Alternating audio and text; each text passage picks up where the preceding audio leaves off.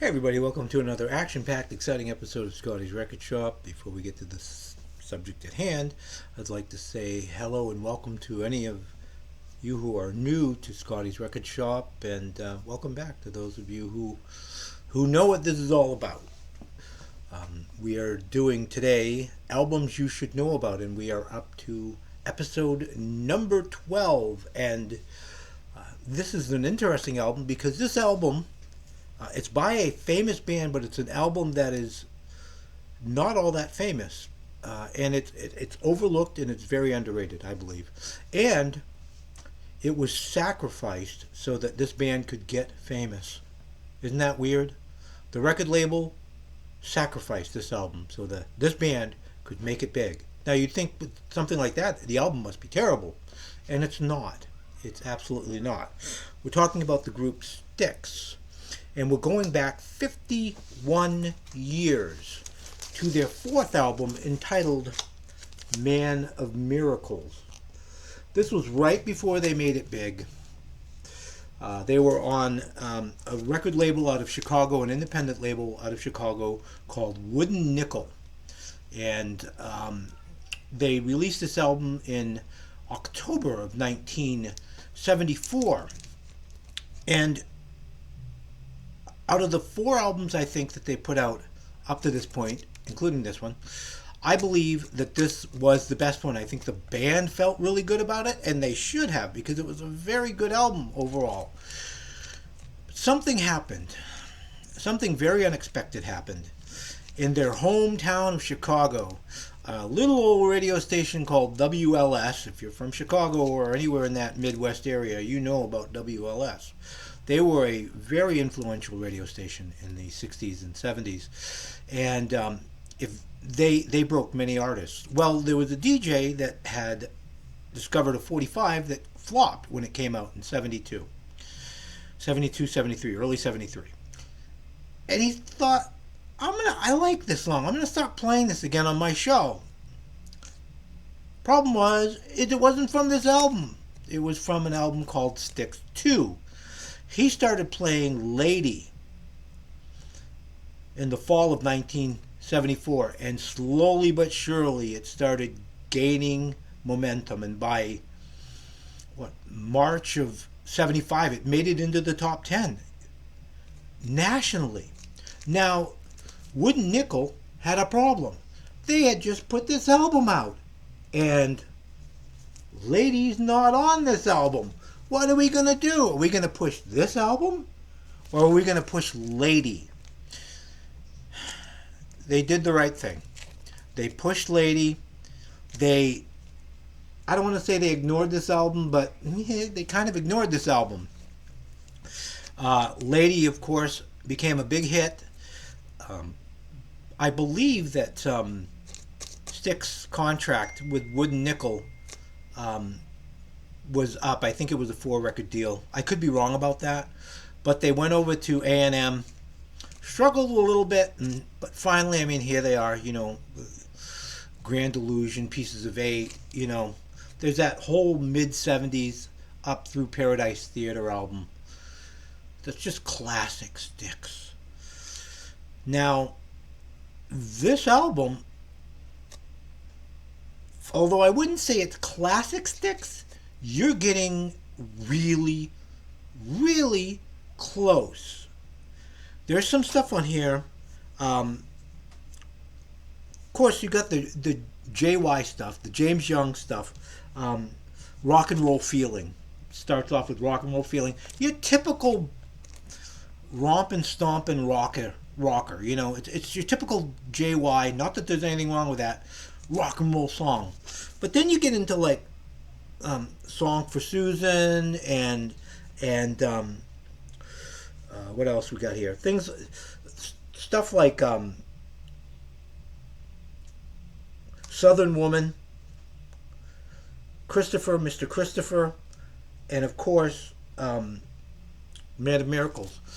Those are very progressive pieces of music. Matter of fact, Southern Woman is I swear it's Uriah Heep with JY singing. It's so Uriah Heep sounding. It's crazy. But you can hear the progressive, majestic kind of sounds of Dennis DeYoung on this, and really the seeds of what Styx would become are very evident on this album. Is it a perfect album? Is it as good as the Grand Illusion, Pieces of Eight? No, of course not. They were still figuring things out. Is this a good listen? Absolutely. Now, this has a very strange pressing history. I have what's considered a second pressing, which came out in 1975. I do not have an original wooden nickel pressing. This was on RCA. Whoops, I didn't do that. It's on RCA. The original was on wooden nickel. Now, this album is a little different. My copy here is a little different than the pressing, if you would have bought the original pressing, or if you go and get this on CD now. At the beginning of side 2, we have a song called Good Thing. Now, Good Thing is actually from their first album. It was, I believe, the first single from their first album. It's a great, great rocker. It's replacing a cover song that started out side 2 here on the original album, the song Lies by the Knickerbockers. Now, they did a great version of that. Now, when RCA took over the pressing and got the rights to all of this stuff in 75, once Styx got, quote unquote famous from Lady, for whatever reason, and I'm thinking that it's copyright issues. They didn't want to have to pay anything, any royalties or anything like that. So they just stuck a song that Styx wrote already on here. I don't know if that's the actual reason or not, but it makes for a really good running order. Although I will tell you that, again, if you get like the wooden nickel albums, there's a 2 CD box set, or even if you can find this on CD in itself, I believe that it has the song Lies on it. Really, really good. Now, these albums, if you're a true Styx fan, you're going to know this. I'm going to give you an example of what ended up happening artwork-wise. Now, this is really, really good artwork. This is really kind of very progressive-y, kind of cool artwork. Now, I'm going to show you the very first album by Styx, okay? This is what the first album by Styx looks like. This is an original wooden nickel pressing from 72. Really kind of a cool cover, right?